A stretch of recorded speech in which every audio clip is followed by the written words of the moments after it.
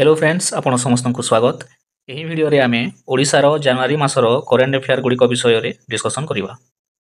Justice Arindam Sinha Odisha high court रो acting chief justice भाव में नियुक्त होइछंती।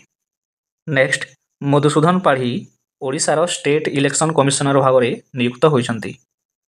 केंद्र सरकार 2025 पई पद्म पुरस्कार घोषणा करिसंती एवं एथिरे ओडिशारू 4 जण व्यक्ति विशेष रहिसंती। सेमाने हेली डॉक्टर अशोक कुमार महापात्र मेडिसिन क्षेत्र में, कला क्षेत्र में अदित चरण गणनायक एवं दुर्गा चरण रणवीर एवं साहित्य और शिक्षा क्षेत्र में उल्लेखनीय अवदान लगी प्रतिभा शतपथी को पद्मश्री सम्मान प्रदान करा लगी मनोनीत करा जायछि।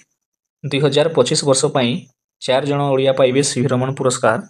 सेमाने हेले प्रोफेसर बालकृष्ण कुंवर, प्रोफेसर सुंदर नारायण पात्र, प्रोफेसर सुसमी बधुलिका एवं जीत कुमार जेना। उद्घाटनी वुमेन्स हॉकी इंडिया लीग 2025 रे ओडिशा वारियर सुरमा हॉकी क्लब को 2-1 रे फाइनल रे परास्त करी चैंपियन होई अछि एवं एहा मरंगम के जयपाल सिंह स्टेडियम रांची ठारे अनुष्ठित होई अछि। 18 प्रवासी भारतीय दिवस ओडिशार भुवनेश्वर ठारे अनुष्ठित होईछि। एहाकू प्राइम मिनिस्टर नरेंद्र मोदी उद्घाटन करथिले एवं प्रेसिडेंट द्रौपदी मुर्मू 27 जन को प्रवासी भारतीय सम्मान पुरस्कार देथिले। एएसआई प्रन्न तत्वविद माने ओडिशार जाजपुर डिस्ट्रिक्ट रो रत्नगिरी बुद्धिस्ट साइट रे एक 1200 वर्ष पुराना बौद्ध मठ पाइछंती। ओडिशा सरकार जनवरी 5 तारिख रे शहीद माधव सिंह हाथ खर्च योजना लॉन्च करिसंती। एही योजना माध्यम रे आदिवासी छात्रन को 5000 रुपीज रो छात्रवृत्ति प्रदान करा जिवो।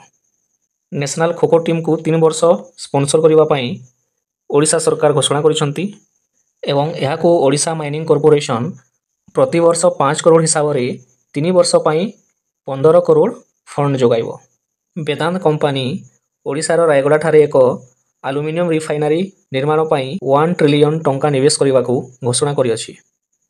ओडिशा लीड्स 2024 लॉजिस्टिक परफॉर्मेंस रे अचीवर स्टेटस को क्लाइम करि अछि। ओडिशा सरकार कैंसर रोगी को पई भुवनेश्वर ठारे बागची करुणाश्रय पालिएटिव केयर सेंटर को उद्घाटन करिसंती। 38 करोड़ बजेट रे तैयारी India row first judicial archive centre को ओडिशार मुख्यमंत्री मोहन चरण माझी ओडिशार कटक ठारे उद्घाटन करिसंती। एही इनिशिएटिव रो लक्ष्य होची ओडिशार जुडिशियल एवं लीगल हिस्ट्री को सुरक्षित रखिबा एवं हाईकोर्ट एवं डिस्ट्रिक्ट कोर्ट रो रेकर्ड को सेफगार्ड करी रखिबा।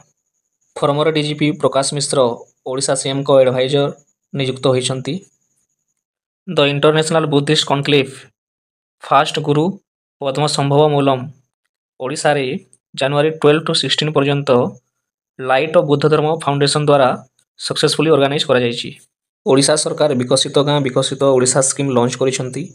एही स्कीम रो बजेट होछि 5000 करोड़ जहा कि 2024-25 रु 2028-29 पर्यंत ओडिशार ग्रामांचल विकास पई प्रति वर्ष 1000 करोड़ एलोकेट करा जायछि।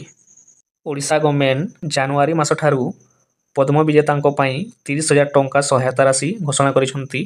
एहा द्वारा 55 जन पद्म विजेता उपकृत हेबे।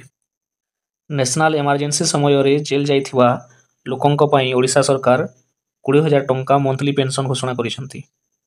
सिंगापुर प्रेसिडेंट थर्मन सन्मुगरत्नम 2 दिन विजिट पई ओडिशा को जनवरी 17 रे आसीथिले।